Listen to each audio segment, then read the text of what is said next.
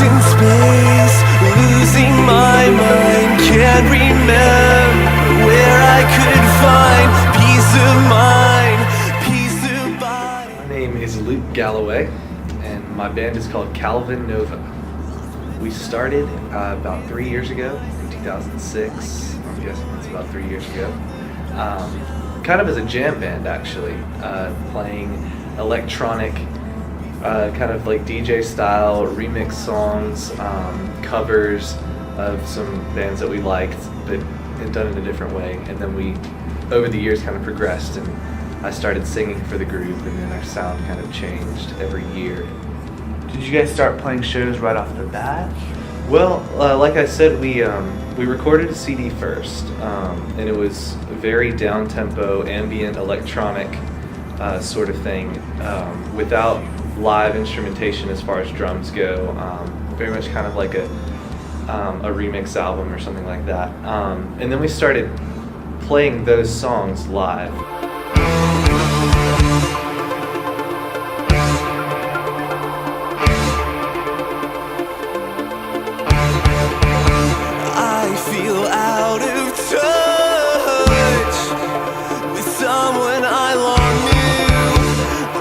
Falling straight up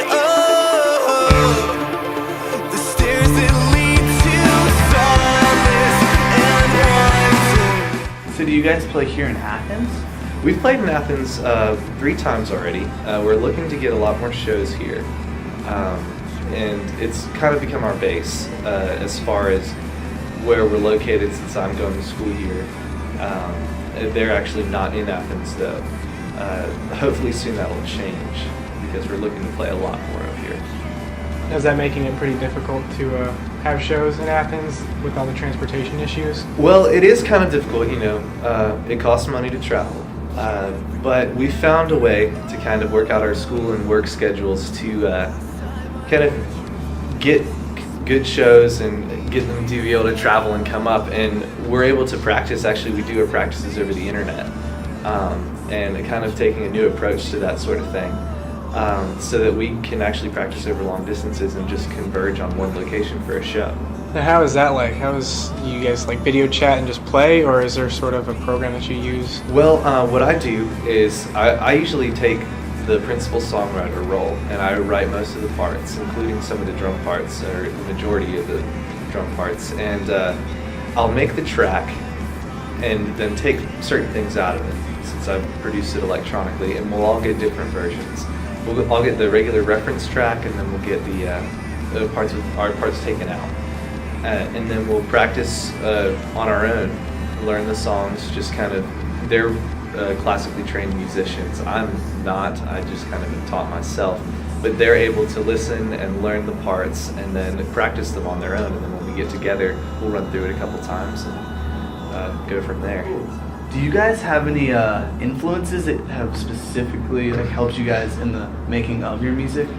Well, our biggest influences definitely are a few bands from the UK. I lived in England for a lot of my life, and I was really influenced by a lot of producers and musicians over there. And then I guess you could say we all bring our own little piece of the puzzle into the final product. I am very into bands like Muse and Mute Math, Coldplay, a lot of vocal-centric rock. My drummer's classically trained in jazz and bop and other styles like that, and my bass player has always dabbled in hip-hop production. And so we kind of pull from a lot of different areas. DJ Shadow, stuff like that, you know, kind of, we like to consider us as kind of like people that blend several different genres, but still keep it focused in that alternative rock style. So. Yeah, I definitely hear in your music that sort of meshing of almost completely different genres that normally don't mix together. And where does your music come from when you're in the creative writing process? Do you draw loops from other people, or do you completely just make it up on your own? Well, sometimes it's completely off the top of the dome. Like I'll sit in front of the laptop, you know, late at night or something, and I'll have a beat in my head or a melody in my head, and I'll just start playing around with the synthesizers and keyboards in front of me and just kind of construct it from there, from scratch.